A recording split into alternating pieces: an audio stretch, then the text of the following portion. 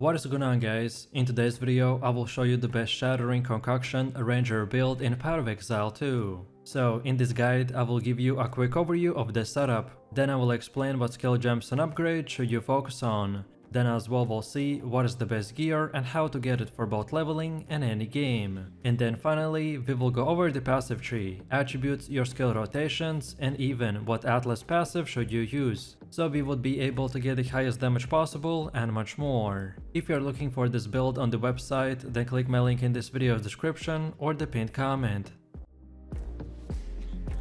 This is for sure the best Pathfinder build that pretty much just runs insanely fast and throws out freeze bottles at your enemies that explode through hundreds of targets and one-shots them in split seconds. We are going to be doing about 5 million DPS with a fully maximized gear, and we are also going to be perma-freezing mobs and pinnacle bosses, which will give us a very easy playstyle as we won't have to worry about the enemies too much. Also, for our defense, we are stacking as much energy shield as possible, which will give us anywhere from 8 to 15,000 shields. Overall, this build excels in both clearing and boss fights, and all that we will need to focus on is boosting our survivability and managing flask charges effectively. So let me show you the build, and for the main class I have chosen to go with the ranger and our ascendancy is the pathfinder. Then for the first skill we have the shattering concoction with the support gems such as the scatter shot, martial tempo, cold mastery, and the super critical. Then second we got the escape shot with no support gems. Next we got the Herald of the Ice with the cold penetration, ice bite, and the cold infusion. Next we have the hypothermia with the cursed ground, heightened curse, and magnified effect. Next up we have the grim feast with no gems. Next we got the cast on critical with the Eye of Winter, inspiration, impetus, and the energy retention. Then next we have the alchemist boon with precision. Next we have the lightning warp with the persistence, overcharge, and the lightning mastery. And finally, for the last one, we are using the ball lightning with the arcane tempo and acceleration. Most of this setup is structured around using the scattering concoction to delete huge amount of enemies in seconds. So we use gems and skills that will support and increase their duration and damage, while the rest are powerful buffs and utility skills that usually get activated in the background. Next, we also have a leveling build in case if you're starting your journey from level 0 and you want to use it up until about level 25, where you should start getting our most important skills. So first off, we have the lightning arrow with the martial tempo and the lightning infusion. Then next we have the lightning rod with the scatter shot and magnified effect.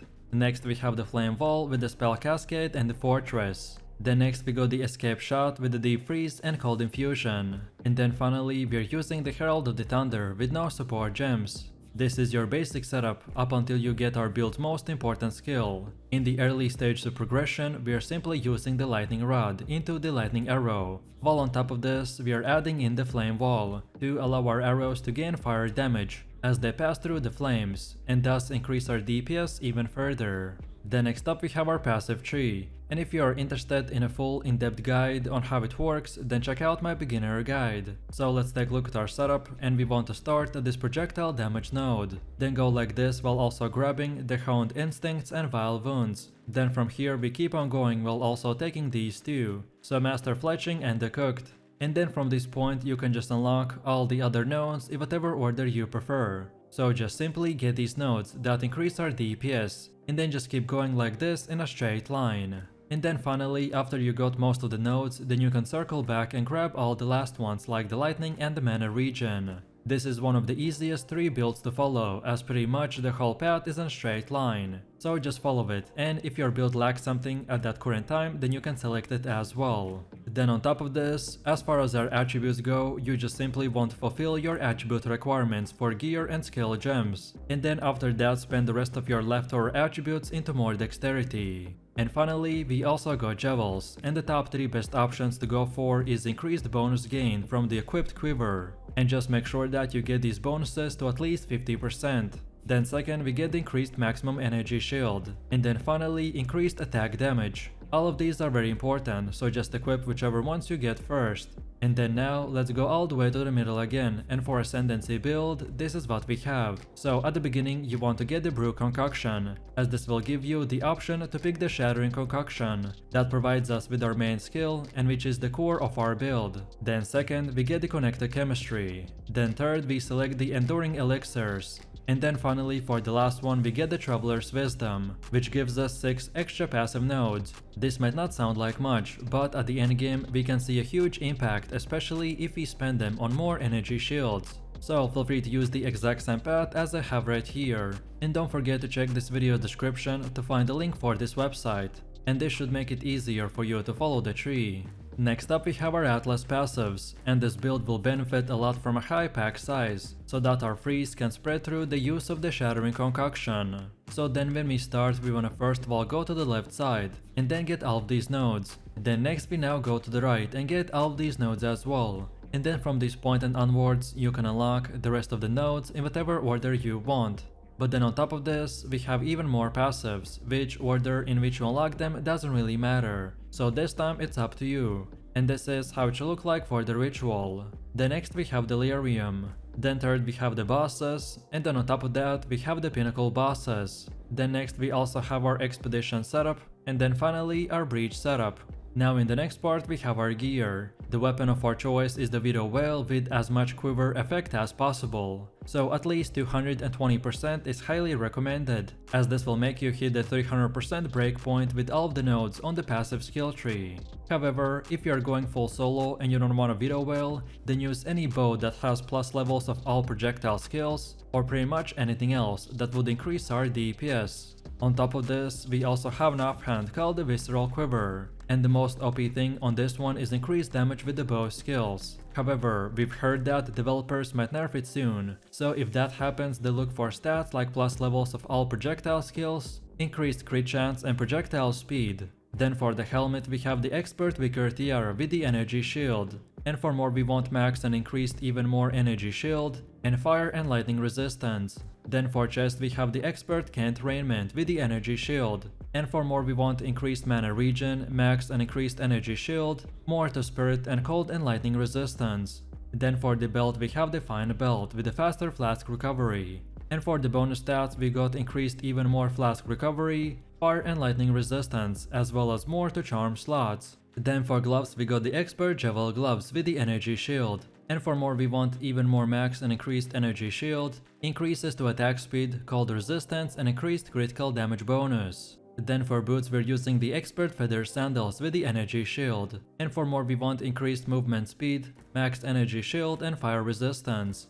Then for the first ring we got the Breach Ring with the max quality of 50%, and for more we got increased cold damage, intelligence, cold and chaos resistance. While then for the second one we have the Sapphire Ring with the cold resistance, and for more we got cold damage, intelligence and lightning and chaos resistance. And then finally for the amulet we have the Lunar Amulet with the max energy shield, and for more we want even more energy shield, more to spirit, plus levels of all projectile skills, and percentage to critical damage bonus. No matter which gear you choose, just at least try to get 75% resistance cap on all 4 elements. This is a starter setup, which would be more of an example of what stats and prefixes to look for. Then next we have runes. During early item progression, most gear is sacred with resistant runes. However, once your elemental resistances have been capped and resistant runes are no longer necessary, then you want to opt in to increase your maximum life with body runes or consider sacting as soul core. And as far as getting this gear goes, by far the best way to get better gear in the campaign is to check the vendor in the town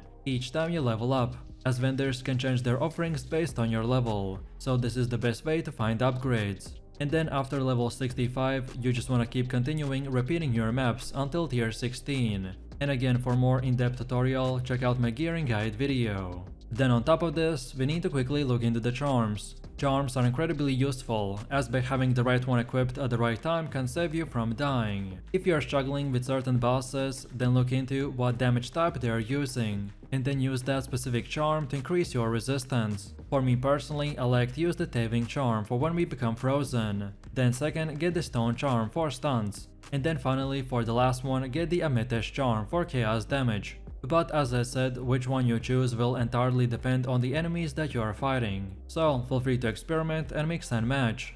And now finally, let's quickly take a look at how this build will work. And as you can see from the gameplay, this is one of the easiest and simplest builds in the game. So while running around in a map, you should not be using anything more than just the Shattering Concoction. Rare monsters will die very fast because of the freeze and the high crit chance. However, the only thing that we need to use is our life flasks to keep our energy shields. And then second for bossing, this time we want to start with a ball lightning. Then second, use the lightning warp. Then next activate hypothermia. And then finally, after all of this, you can simply spam the Shattering Concoction and just keep up our debuffs as they expire. So let me know what you think about this build in the comments below. If you enjoyed this, then you definitely don't want to miss my top 3 best ranger builds video, where I showed even more powerful builds. So click the screen now and I'll see you in the next one.